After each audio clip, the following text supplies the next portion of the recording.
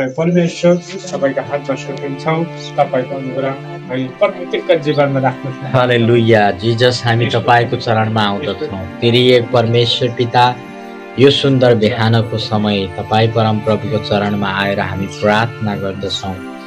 साँच्चै नै प्रभु, अनि विगत वर्ष 2081 हामीलाई विभिन्न परिस्थितिहरूको बीचबाट पनि बचाउनु भयो अनि विभिन्न असफलतामा पनि सफलता दिनुभयो अनि विभिन्न रोगी बिमारीबाट पनि हामीलाई चङ्गाई दिनुभयो।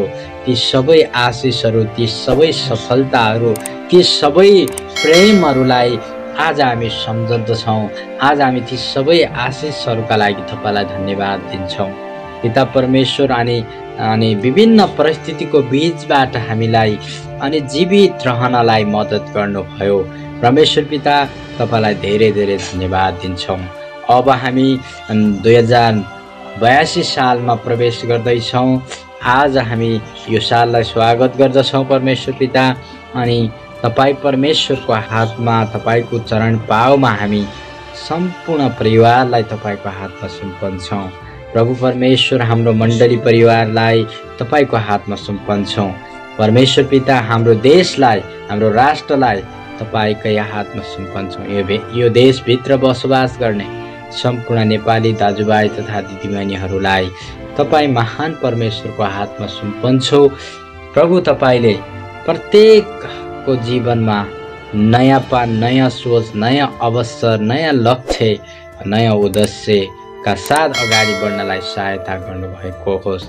प्रभु, विशेष प्रार्थना गर्दछौँ अनि हामी त तपाईँको योजना पुरा भएको चाहन्छौँ। हाम्रो जीवनमा हामीले बनाएका योजना मात्र नभई तपाईँ परमेश्वरले बनाउनु भएका योजनाहरू पुरा भएको होस् भनिकन प्रार्थना गर्दछौँ।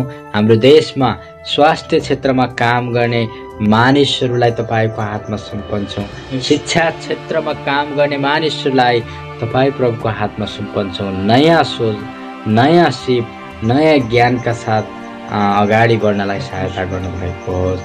अनि प्रार्थना गर्दछौँ भौतिक क्षेत्रमा काम गर्ने मानिसहरूको लागि प्रभु, उनीहरूलाई पनि यो नयाँ वर्षमा नयाँ सोच, नयाँ लक्ष्य, नयाँ विचार, नयाँ ज्ञान, नयाँ सिपका साथ अगाडि बढ्नलाई सहायता गर्नुभएको होस्।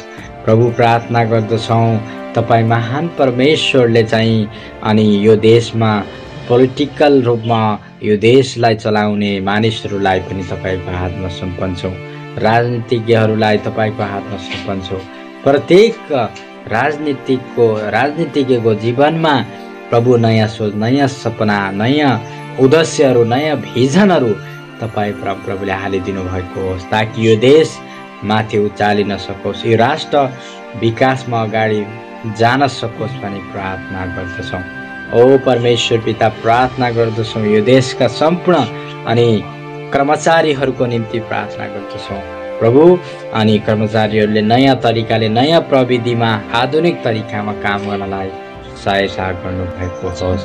अनि प्रार्थना गर्दछौँ हाम्रो देशभरि भएका सम्पूर्ण मण्डली परिवारको निम्ति, पास्टर अगुवाहरूको निम्ति। अनि यो नववर्ष 2082 नयाँ मण्डलीहरू ठाउँ ठाउँमा खुल्न सकोस् येशूको नाउँमा। नयाँ नयाँ व्यक्तिहरू चर्चमा आएर प्रभुको महिमा गर्न सकुन्। ओ प्रभु परमेश्वर पिता, सहायता गर्नुभएको होस्। हाम्रो सुसमाचार मण्डली कन्तिपुरमा पनि नयाँ नयाँ मानिसहरू तपाईँको राज्यमा डोरिन सकोस्, उद्धार र मुक्तिको अनि सन्देश पाएर उनीहरूले मुक्ति पाउन्, उनीहरूको आत्मा बाँचोस् र अनन्त जीवन पाओस् भनिकन प्रार्थना गर्दछौँ। अनि हामी प्रत्येकलाई तपाईँको हातमा सुम्पदै हाम्रो जीवनमा अनि तपाईँका सोच, तपाईँका विचार, तपाईँका योजना पुरा भएको होस् भनिकन प्रार्थना गर्दै यो प्रार्थना पनि तपाईँको हातमा सुम्पदै आशिष माग्छु येशू प्रभुको नाममा। आमेन।